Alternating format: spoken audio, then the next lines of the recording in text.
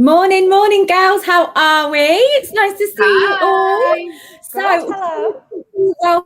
Welcome everybody this morning. We are missing the lovely Sara. She has got she's had a bit of a medical situation with her eye and she can't make it on, but I know she's going to be watching from home. And I'm just so excited to be back and talking about something that has really affected all of us. I know all of us on this call, and it's definitely affected everyone watching. I mean, it's affected the entire world. Today, we're going to be talking about how the pandemic and the last 12 months has changed us, how it's affected fertility treatment and life in general, because it's been absolutely crazy, hasn't it? Like, as if fertility and infertility isn't stressful enough without sort of throwing a pandemic into the mix as well.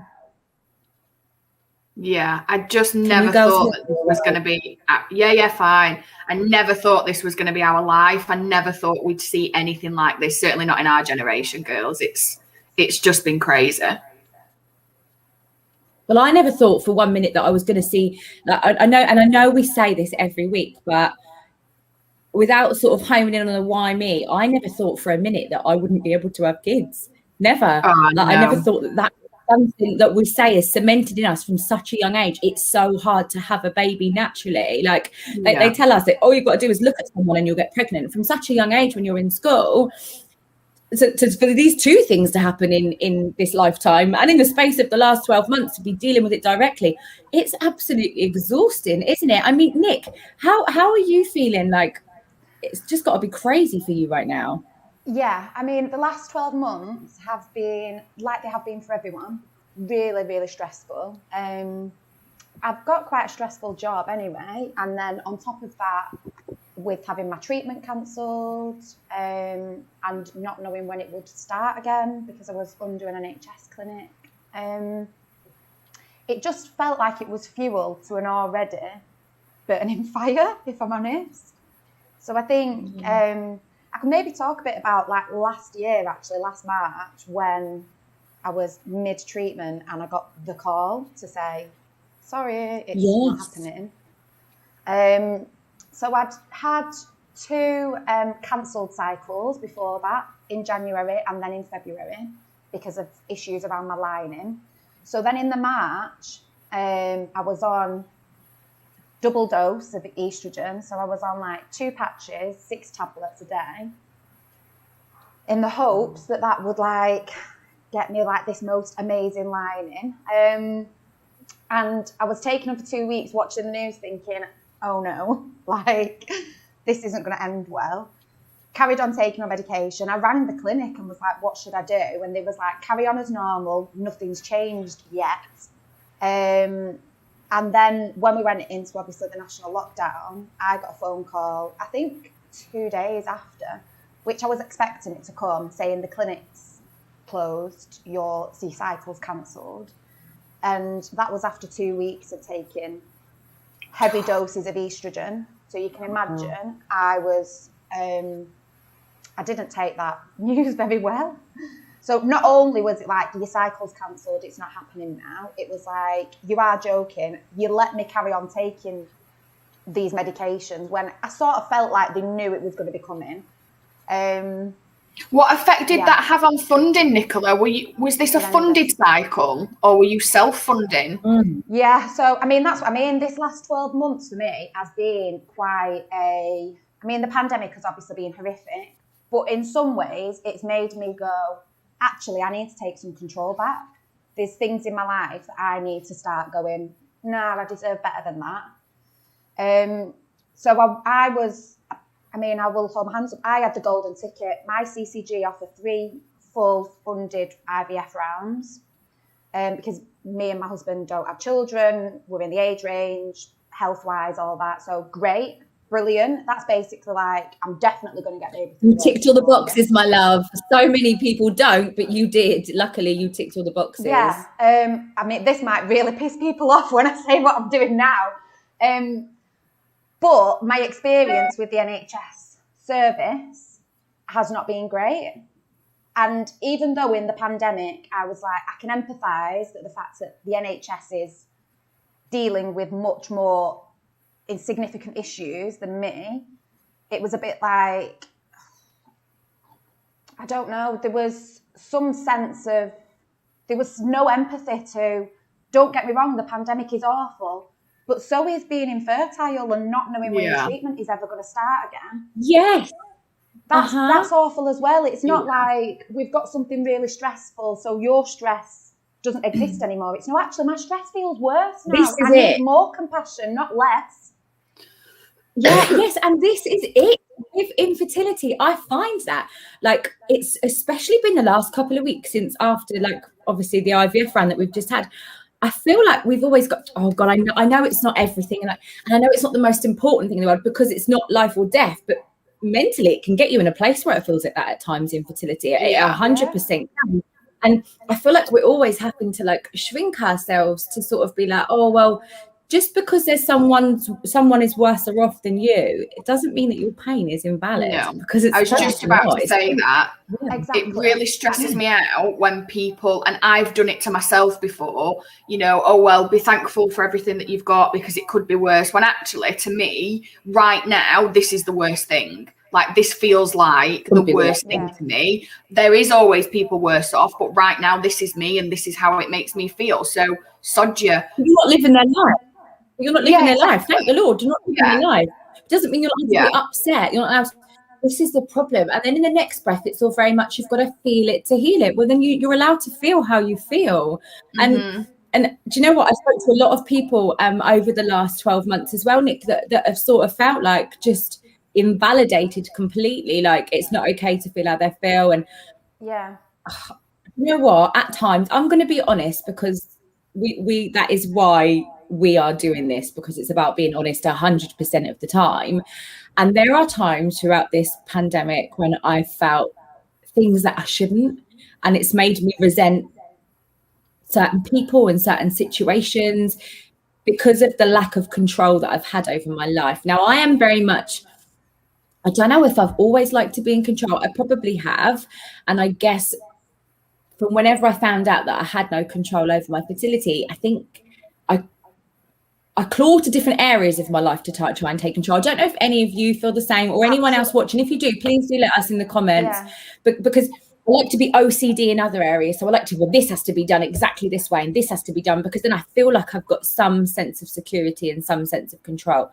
And running off on holiday, organising a holiday, booking a holiday, even down to having, like, my cases organised. And it's the people are going to watch this, like, you are ridiculous, to having, like, my cases, my bags packed in a particular way. Like, I have bag organisers. It's all, like, next time I go away, I am going to video it for you all to see, because it's crazy how OCD I get with it all, like how obsessively compulsive, because that area of my life, which is so important, is such a mess and it affects so much other stuff.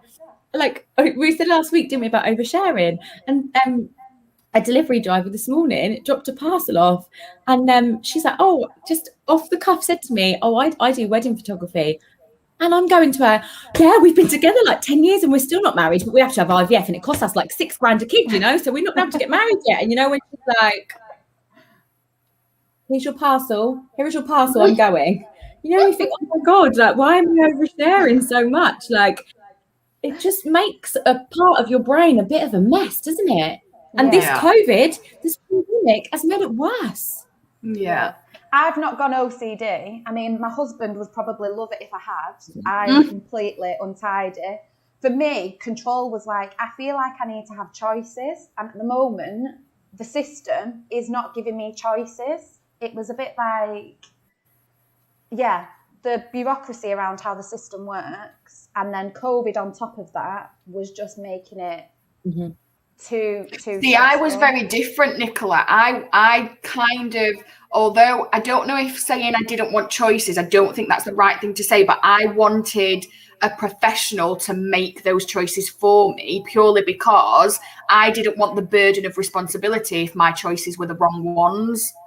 I wanted a professional to say to me, this is exactly how to do it. This is exactly what we need to do. Off you go. And I would just do exactly to the letter what they said, because I felt like if they said to me, well, which way do you want to go? I'd be like, oh my God, how do I decide? What if I pick the wrong what? I don't want that kind of pressure. Yeah. So I was the opposite. I was the total opposite. So I did as soon as I knew, right, I've got PCOS, I'm going to need IVF, my brain was like, research, read, learn as much as you can about this journal 20 years ago said this helps for PCOS and IVF. So in my head, I was thinking, there's loads of different ways that I could go about IVF. I could try a natural cycle. I could try mild medication. I could try induced period, loads of different things. And they just kept wanting to pump me with the most amount of estrogen that I could possibly take before my head exploded. And I didn't feel like anyone was listening to me. And I'll just tell you quickly. So there was one like poignant moment during the last 12 months where my cycle had been cancelled and they basically said, we don't know when we'll hear from you next.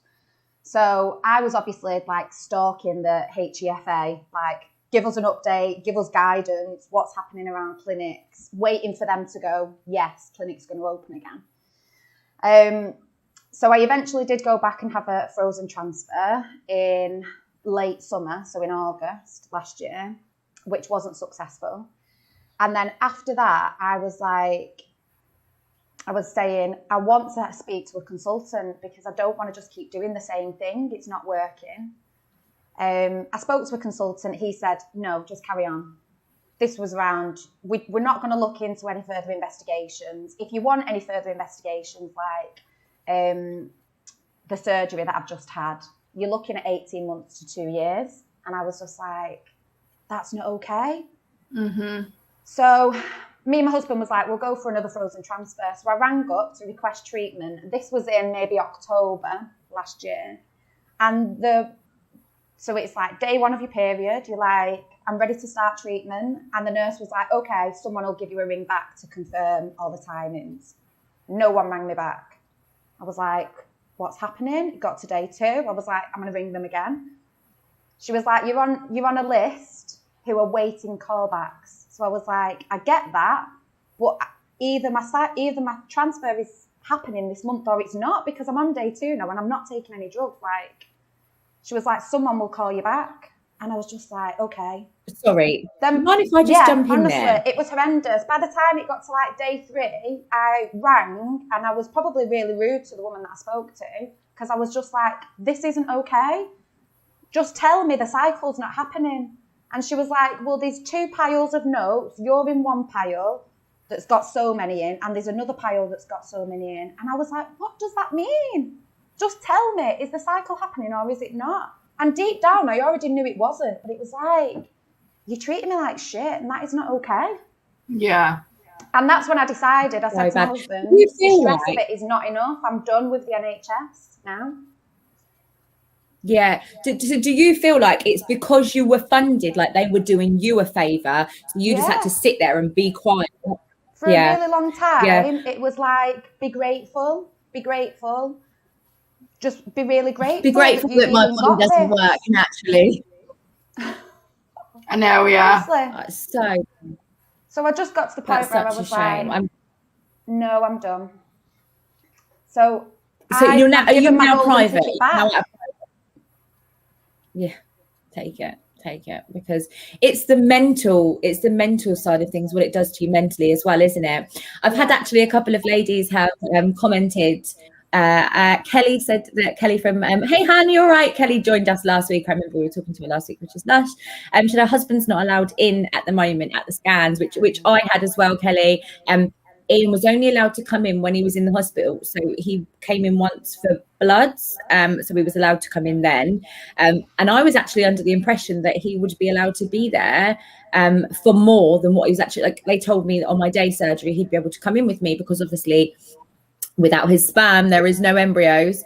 But he wasn't actually like allowed to come into the day surgery area, which was then explained to me the day before. And I understand why, because they're trying to keep day surgery sterile because of theatres. And I get that.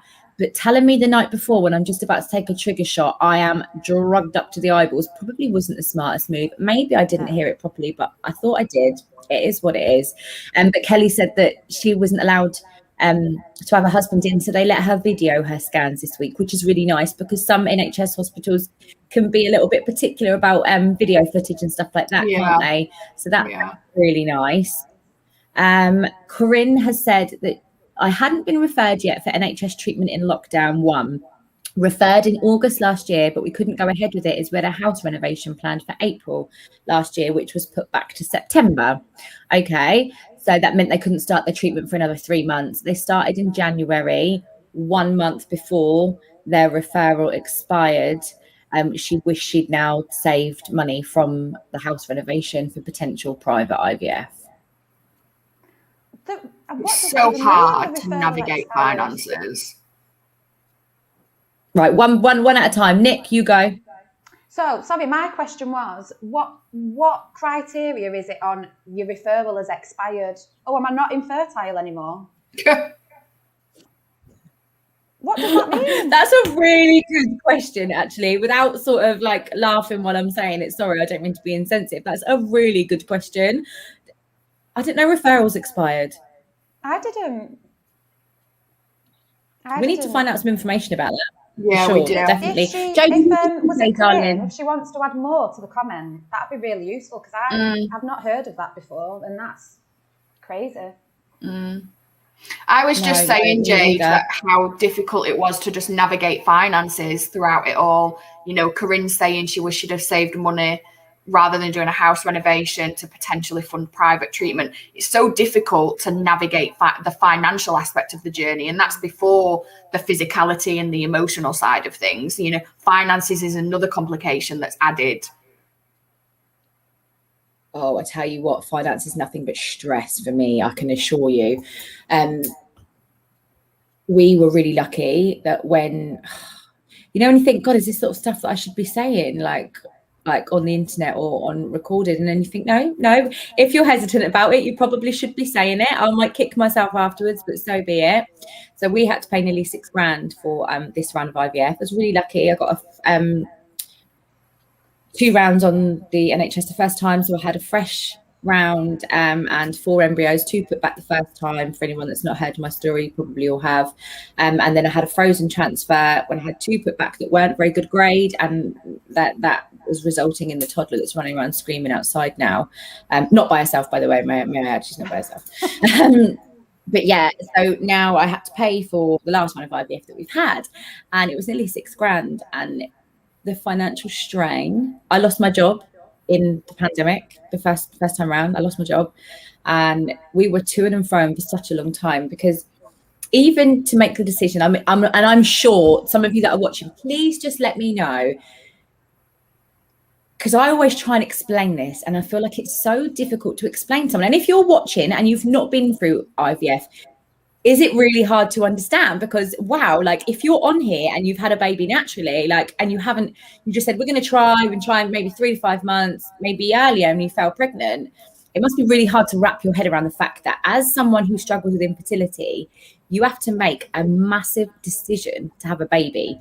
Now, I know anyone that decides that when you say to your partner, let's start trying for a baby, I can categorically tell you that when me and Ian went, we'll start trying for a baby, it was nothing like when we go, shit, shall we start the IVF this month?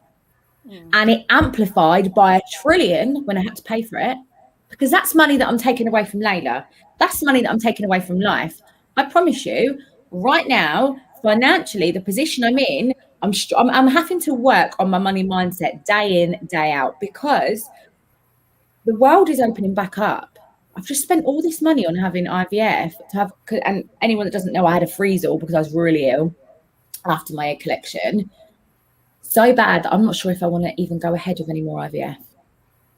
And I know there's going to be some of you that are watching this that are like, what? I'd do anything to have a baby. Nick, I know you would absolutely jump for a burning hoop. It made me so poorly, and it was just all of it has battered me. Physically, I was so ill, I was in hospital, but mentally as well, I'm just not sure what I want anymore. And I know I've gone off on a massive tangent there, but the crux of that is we had to make a decision to pay $6,000 to have this IVF, and I'm not even sure what's going to happen now. It's hard. It's really, really hard. I do completely get it, because obviously like I said, I've given, you know, I had the 3 free rounds on the IVF and on the NHS, and I've basically said, I'm going my own way on this now. I don't want to be in the system. You know, maybe someone else will use my rounds that I've not used and it'll be lucky for them. But so I've just had surgery privately. That in theory, if I go down the rabbit hole, I could have had that on the NHS years ago when I was asking for it, but they didn't give it me. And instead, I've had to spend nearly $5,000 on the operation. Like, I'm not even pregnant yet. That's just on the journey to have a baby. I've had to spend a lot of money just to be in a place to hopefully let the next bit work out. But I did get to a place where I was like, my sanity is being pushed to a point that it's not healthy. So Nick, how has that affected you, like the other areas of your life, like having to pay just $5,000 for the operation? And I'd imagine your next round of treatment is going to be probably around the same amount of money, if not more. Like, how does that affect your relationship? I know it affected ours at times. I mean, during the last 12 months, so my husband works fitting medical gases in hospitals. So obviously COVID for him and the company he works for has been a ridiculously busy time, and because everything's been closed, we've not been spending money. So actually, to pay for the surgery, we've been able to save up, because my husband has basically been working 7 days a week for nearly 12 months. Genuinely, he's had a few days off. So it's funny really, because my husband's been working back to back to back, and I reduced my hours at work in January because I was like, it's too stressful and it's not worth trying to do everything at once. So it does put pressure on your relationship, because he's definitely feeling the pressure now to make sure that we can afford to pay all our bills and also pay for treatment. And it took us a while to get to that stage, because my husband at first was saying, let's use the 3 IVFs that we're getting on the NHS. Like, let's use that first before we do anything else. And for a while, I was like, okay. And then I was getting to the point like, Dan, it's not worth it. This is sending me insane. So I'd say it probably took 12, 18 months for him to come round to the idea. But then when he did, he's been fully committed now. So I'm really lucky that he's supporting me to reduce my hours, and he's working a lot to be able to pay for it, ultimately. Yeah. Jodie, I'm really...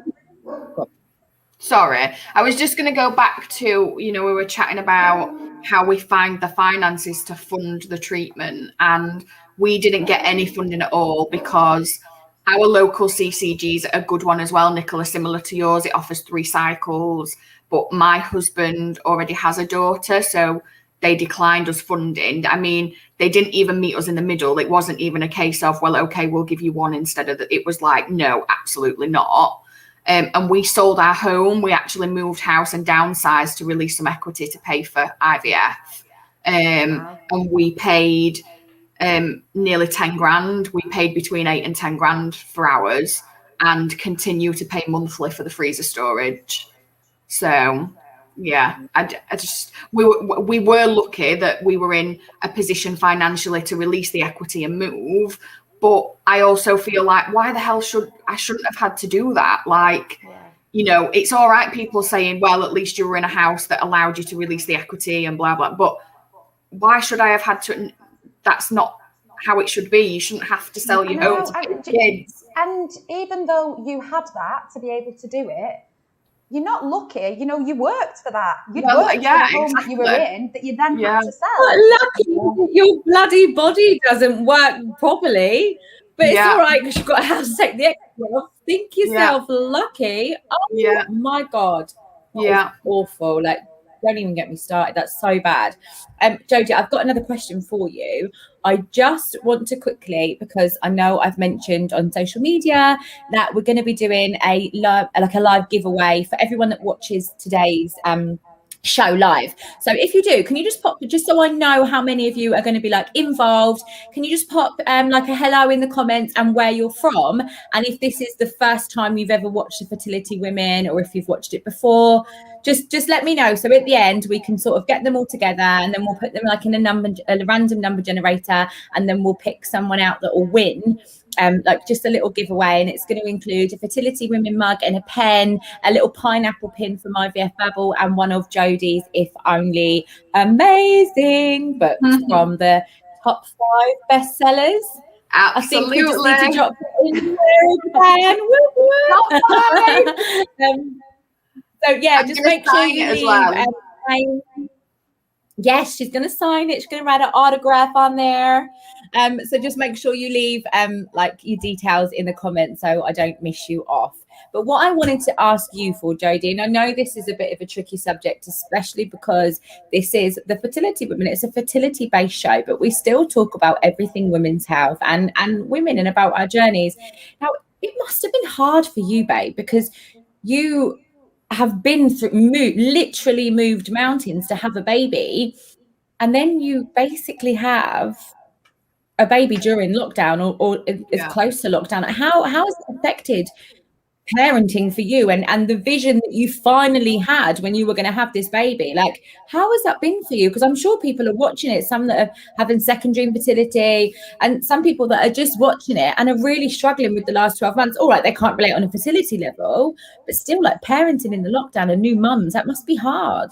Yeah, I feel like I've been robbed. I feel like we tried 6+ years for this. We spent a hell of a lot of money, and yes, I'm extremely blessed every day to have my baby, but this isn't the motherhood that I went into it for. This isn't what I feel like. I've been robbed of the experience in the sense that I had to have, I mean, I was induced first of all, and Steve wasn't allowed in with me for that. I had to go through that by myself. And then Steve was told at what stage he was allowed to come and join me in the labour room. And thankfully he was there when because they broke my waters, artificially broke my waters, and it resulted in me having to have an emergency section, and I then contracted sepsis. So I was in hospital for 7 days with Nell, and Steve wasn't allowed. We weren't allowed any visitors. So Steve had literally, like I said, we'd spent all this time and money trying to get pregnant and become parents, and he perhaps had 3 hours of being a new dad, and then was told, right, off you go, and you'll not be able to see them until we discharge them in however long that is. So although I was there with Nell and I got to enjoy that first week with Nell, albeit I was really poorly, Steve missed the first week of his new daughter's life. You know, he will never ever get that back. We will never get that time back together. And then when we came out of hospital, obviously we weren't allowed to introduce her to any of our friends and family. There were family that had to wait months before they could see her. Luckily my mum moved in with us, so my mum formed a bubble with us and actually came and lived with us. She put her whole life on hold because I needed help. I'd just had the section and got sepsis. So yeah, and then obviously there's no parent and toddler groups, and I don't have the help from family because we're all isolating. So I kind of just had to wing it. I mean, I'm aware that perhaps that's what we do anyway, but I was winging it without any help from anyone because I was completely on my. Steve had to go back to work, and I just felt like, what do I do? How do I do this? Who do I turn to help? And I feel like there's a certain amount of guilt that I felt because I shouldn't be feeling like this. I'm the luckiest person ever to finally have my baby, and I shouldn't be feeling all of this doubt and this upset and this anger towards COVID for taking this experience away from me.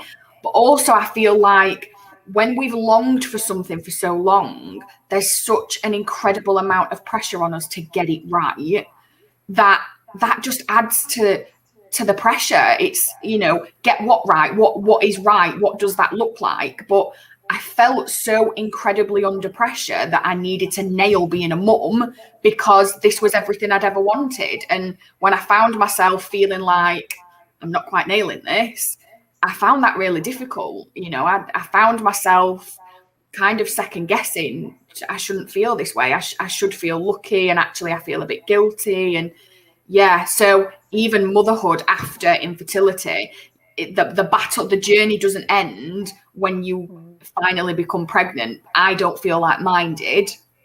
I felt like that mixture of emotions and that never-ending cycle of guilt, happiness, guilt, happiness, guilt, happiness absolutely continued even after I got pregnant and had my baby.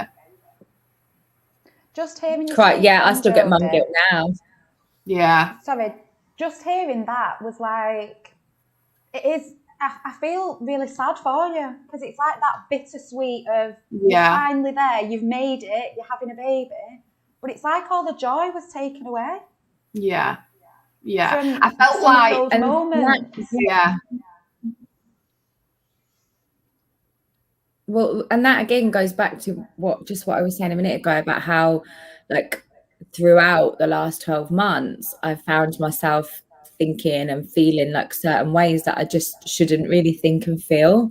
You know, if that makes sense. Like, I've just been resenting certain things and certain situations. And because even now I look back, and Layla's lived the year of her life in lockdown. She's only 3. So like there's 2-to-1 ratio, and it does. And I know it's hard. And I'm just bringing it from this perspective because I understand there's billions of other people in the world that have had the most awful things happen to them as well throughout lockdown. And my heart truly goes out to you.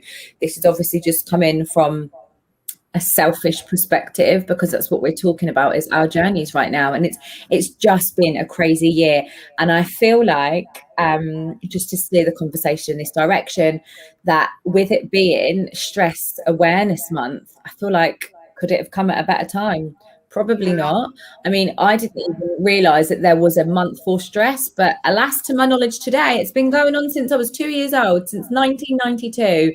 They've been celebrating, highlighting, advocating, I suppose, Stress Awareness Month. And I feel like after the last 12 months, and everyone that is still battling with their fertility journeys, battling through parenthood, I'm very much battling through the aftermath of the pandemic. And I think we're all going to be for a long time, focusing in on anti-stress and sort of relieving some of the stress in our life is just so important. I know that, like, for one, I'm going to be doing like a 30-day challenge, just to sort of make myself feel a little bit lighter. I mean, what do you girls do to relieve the stress when you're feeling utterly overwhelmed with pandemic, with infertility? Like, what do you girlies do? Because we're all admitting we've trained, haven't we? We want everyone to know that this last year has sucked. I cry. I have no other way. I have no coping mechanisms. As far as stress, I don't know how to deal with it. I don't cope very well with it. And when I have such an overwhelming rush of emotion, it comes out in sadness. It comes out in just crying. I don't know what to do to release all of this fuzz. So I cry. That's how I cope. It manifests in anger and sadness for me. And stress is probably the biggest issue for me. It's the thing that I find hardest to deal with. I don't cope with it very well at all. I lash out, I snap. I'm just hoping that my husband's not watching this live, because I'll never admit this to him. So yeah, nobody send my husband the links for this, because he can't see that I'm admitting this. It's not allowed. He better be watching this show, Jodie. So yeah, I really struggle with stress. I'm not good with it at all. And Steve calls me a flapper, because that's it. I panic with stress, and I'm like, oh my God, what do I do? How do I do this? So I just want to give it out.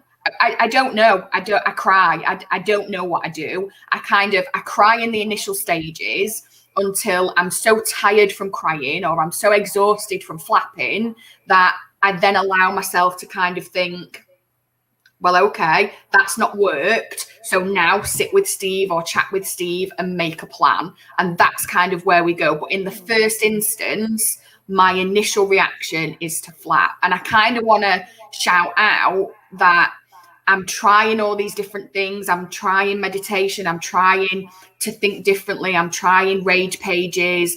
You know, I am actively trying to come to terms with dealing with this in a more healthier way. But for anybody else that's out there that doesn't really handle stress all that well, it's okay. Like, I'm not there either. I haven't got my shit together. So what? Like, it's fine. As long as you are healthily dealing with it, it's okay. You know, it doesn't matter that you've not got your shit together yet. I feel like it's a lot of pressure on us, women, particularly women in this day and age, to just all have your shit together all the time. And it's just not realistic. Certainly not for me right now at this point in my life. That's just not realistic. So anybody else that feels the same, I don't have my shit together either. It's totally fine. We'll get there. We'll get there. Yeah. What about you, Nick? What do you do to deal with like stress? Yeah, I was going to say, I generally, I think I'm someone that doesn't recognise how stressed I actually am, because I just keep going, keep pushing through, keep working, keep doing more, as long as I'm going, it means I'm okay. You know, in my head, as long as I'm functioning, I'm going to work, I'm still cooking tea, I'm still doing all those things, then I can like prove to myself that I'm okay, when actually inside maybe I'm not. When do you realize last year really helped me to get to a place of acceptance, maybe, that I wasn't okay. So I think probably October, November time last year, I'd got to the stage where I was really anxious, really overwhelmed. My friend, like my best friends and my sister, could see it in me and was asking me if I was okay. My sister, there was moments where she'd ring me and I'd just answer the phone and go, hello, and she'd be like, are you okay? And I'd be like, no. But I'd got to the point where I was spending so much time and energy telling myself I was okay that I was just emotionally exhausted. Yeah. So how do I manage stress now? Well, I suppose, like I say, I've cut back on work. I've made a choice to have more time for myself. So I'm working less. I have days off in the week now where I go for walks with my friend. I do really enjoy exercise. That's one thing for me. I do a lot of crying, but I normally do it quietly on my own in our little gym on the treadmill. Where I can just be like, I'm in my own space. I don't need to be anything for anyone else, and I can let it all out. And then I sort of, wipe my eyes, pull myself together and go and cook tea for my husband. And he's like, are you okay? I'm like, yeah, I'm good. Just been crying in there for 20 minutes, but I'm fine now. Oh my God. So yeah, talking to people and actually admitting, do you know what? This is hard. And I can't do it all and be it all. And that's okay. Something has to and give. It's nice, isn't it, as well? When you talk about it, and when like this show, since doing this, has done so much for me, and it helped me like even before we went with the live shows through the IVF. Do you know what it is? It's the old saying, isn't it? It's misery loves company. Yeah. But not in like a way, because it just affirms that you're not on your own. And I feel lighter when I talk about it. Like, I come on here on a Tuesday morning for like 3/4 of an hour to an hour with you girls. I get off and I'm like, whew, I feel lighter. You know what I mean? I just feel better. I feel great because it's the only time of the week I do my hair and makeup. This is not what I normally look like. You look beautiful. You always look beautiful. But yeah, it's like there's so much different stuff you can do, and I do juggle between all of it. I've got so many different go-tos, and I can sit here and tell you, I can give you all a list of things to do that are going to help you feel so much better in the moment. But the long and short of it was when you were saying that, Nick, you were saying you just keep going, you just keep pushing forward, and then that's your way of showing the world that actually you're fine. And that's what I do. But I walk around and I go, and because I'm trying to breathe out this energy that I can feel within, like festering within inside of me, and I can hear Ian from the next room and I go, what's the matter? And I'm like, nothing. And he's like, you're doing that breath again. And I'm like, I'm just letting some of the air out of my lungs. And he's like, no, I know there's something wrong. And it's funny because whereas if I just went, do you know what, take the baby out for an hour or just leave me alone for an hour, I'm going to go and sit and write a list of everything that I'm grateful about. I'm going to meditate, and then I'm going to sit. These are never far from me at the minute, girls, honestly. I'm going to sit with all my crystals and then I'll be fine. Like, sometimes it's hard to take that own advice though, isn't it? When you're feeling like overwhelmed, you've been trudging through and pretending that actually it's not that bad. And then when you sit down to deal with it, you think, Jesus, I've got the weight of the world on my back right now. Yeah. You just don't know where to start sometimes. Just something that I've picked up on as well, Nicola, when you were talking about it, you were saying you plod on, you deal with it by yourself. And actually this time has allowed you some acceptance and, you know, you're okay to talk about it. The flip side of that for me is I openly share things all the time. So if I'm not coping, I don't often deal with it by myself. If I'm not okay, everybody around me knows I'm not okay. Steve says it. Steve says, if you've got face on, everyone knows you've got face on. So because I'm just not good at hiding it. But actually, whereas you see the acceptance and the ability to share things as a strength that you've learned, I see the fact that I can't deal with it by myself and I immediately let it all out to everybody else as a weakness of mine, because I think I can't just do it. I can't just brush it off. I can't just plod on. If I'm not okay, my whole world stops. I expect the world to stop around me because I'm not okay. So it was just how different our views of the same thing could be. You know, you see opening up as a strength of yours, and I see me having to rely on people around me is a bit of a weakness because I can't do what you do and I can't just plod on.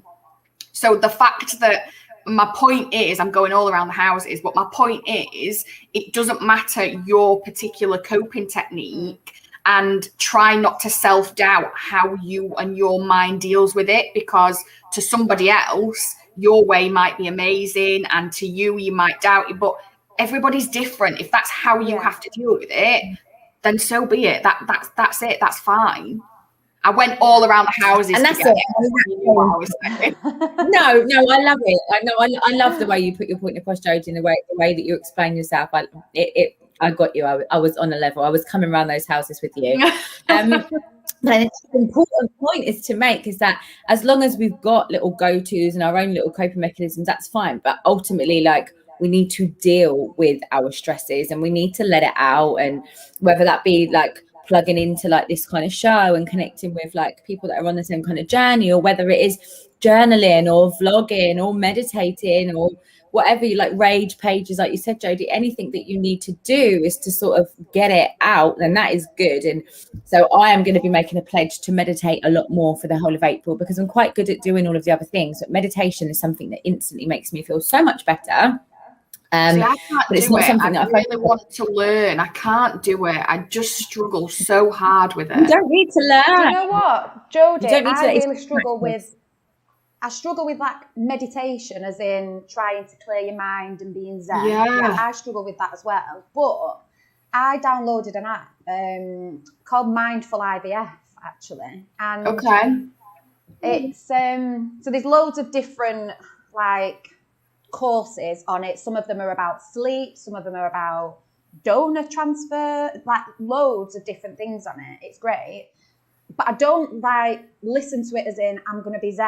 I listen to it as if it's a bit like a podcast. So I don't put pressure on myself to be mindful and zen. It's just like, actually, 10 minutes, just lie there. And even if other stuff comes in my head, it's just a bit of a distraction and something else. Yeah, that sounds it's quite good. That sounds something like something I might be able to find a bit more soothing. The thing with meditation is I sit and I think, right, empty your mind. No, it's not empty, because now I'm thinking about it being empty. So my mind can't be empty because I'm thinking about an empty mind, and then I just end up getting really stressed out. And then you're like, I've wasted 10 minutes, I'm going, I've got stuff I could be doing. Yeah. Is my mind empty if I'm thinking about it being empty? Does that class as it being empty or not because I'm thinking about it? No. Yeah. It's practice. Practice makes perfect. And that's why I can do it now where I've done it like so often. But my issue with me is when I sit down to meditate, I'm like, I've got washing to do, the sink is full, like if Layla is not with me, I'm like, it's not very long until she'll be back. So I need to like get other stuff done. And I put it at the bottom of the list, when actually I think this is what Stress Awareness Month is all about, is managing your stress at the top of the list. So even if it comes to sort of sitting down quietly, and just in a quiet room, like with your back straight, and just taking some deep breaths in, literally breathing in, breathing out a few times, and then just literally being mindful of how you're breathing, like breathing techniques, and just do it for like 3 minutes, then put it up to 5 minutes.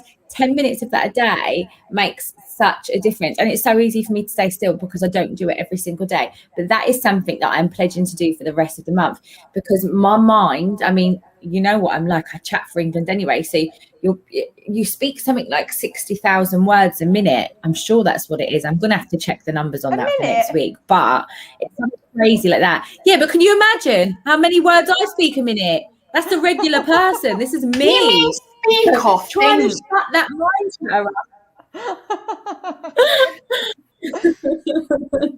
It's quite a lot, honestly. I will double check it.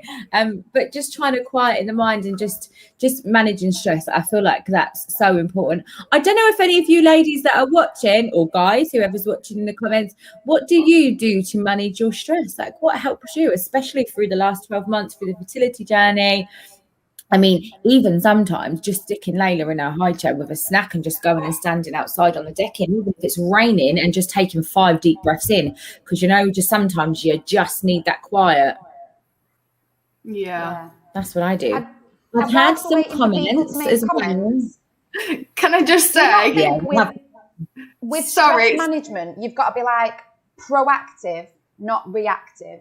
So for me, the whole point around stress awareness is, don't wait till you're like, I'm going to absolutely lose it. Now I'll try mindfulness. That's not. That's my biggest issue. I flack as a reaction. Yeah. I don't want to get to that point. I need to do stuff to stop me from getting to the point where I feel like I'm going to absolutely lose my shit. Yeah, 100%. I love Sara's we've got some comments, girls. I'm just going to yeah, that's what I was just looking there. So Kelly said from last week, when we recommended journaling on our let me put my teeth back in, when we recommended journaling on our show and tell week, and the aromatherapy oils. Kelly, I think we connect on Instagram, don't we? And I've seen your oils and they look amazing. She's got like all kinds of sleep mists and stuff. I want to come for a sleepover at your house. It looks lush. And Corinne was saying she started journaling too. It's more of a full diary and trying to conceive. And I've started in from the date we decided to start trying to conceive. So that's going to be amazing to read back on in years to come as well. And I think we all agree that writing is such a good resource. It does so much. I mean, Sara is not with us today because she's got debris in her eye, but I kind of feel like from her comments, she's probably drinking wine. I mean, that's fine. She reckons that wine is good for stress management. And I can so imagine she'll be sat with her legs crossed, fabulous pose as ever, with a really fancy glass. It'll not be a standard wine glass. It'll be a really fancy glass. And the laptop. With this cold compress on her eye. Sara, we love you.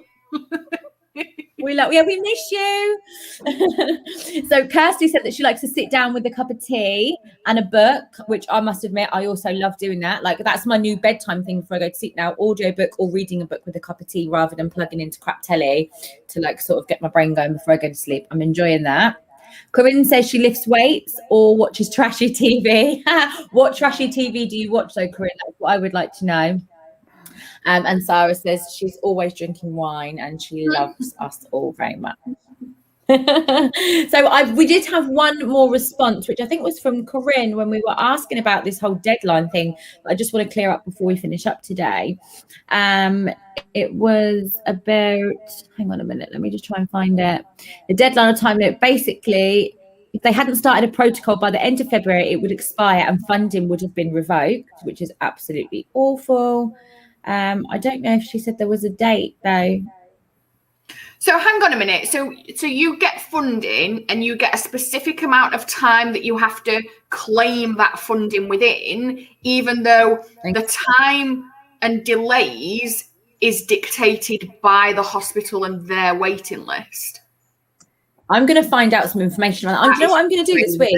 before next week's show, what I'm going to do, and keep an eye on social media, I'm going to go away and find out. I'm going to ring several fertility clinics, some down here. Maybe I'll ring your one from up north as well, Nick, and I will find out what their referral expiry for me time is. The only thing that I can think is, obviously, every financial year, the CCGs will look at their budgets and decide what they're going to spend their budget on. Are they going to spend so much on cancer, mental health, fertility? So I can only assume they might change the number of free rounds they offer to people. So they might change, obviously, the postcode lottery, they might change what they offer. But from my perspective, if at any point in time you've been told you are eligible for this now, if they change their policy 12 months later, but they'd already told you could have it, that's your right to access that treatment. Yeah, because what about if they say you can only have one cycle and in 6 months I say, well, actually, I've changed that now, I'm entitled to 3. That's not how it works. Yeah. Right, ladies, I've just realised there's this new feature on this stream, so I'm making the most of it right now. As you can see on the screen, Kirsty asked, does anyone know the difference between IVF and IVF with PGD? What's PGD? Yeah, what's PGD? The abbreviation of. Yeah, Kirsty, I don't know if you're still on. If you are, can you let us know? I'm going to have a quick look. Is it a donor? Is it a donor? Something donor? Or is it the additional genetic testing on the embryos? Yeah. Well, I get that. That'll be what it is then, Kirsty. It'll be genetically tested. I think I know what this is about because I know Kirsty, but I just want to make sure that she's happy for me to sort of go into detail about that, or I can pop you a direct message afterwards, hun. If you're watching, let me know because I don't want to go in. PGD is PGS. Pre-genetic testing or similar. I think I know why that she would ask that question, but that is something that I can't sort of go into without sort of talking to her. But basically that is the gender of the baby, isn't it? So I think the gender of the embryo. IVF, just normal IVF is you make your embryos, they grade them, and then whichever's the best they put back in.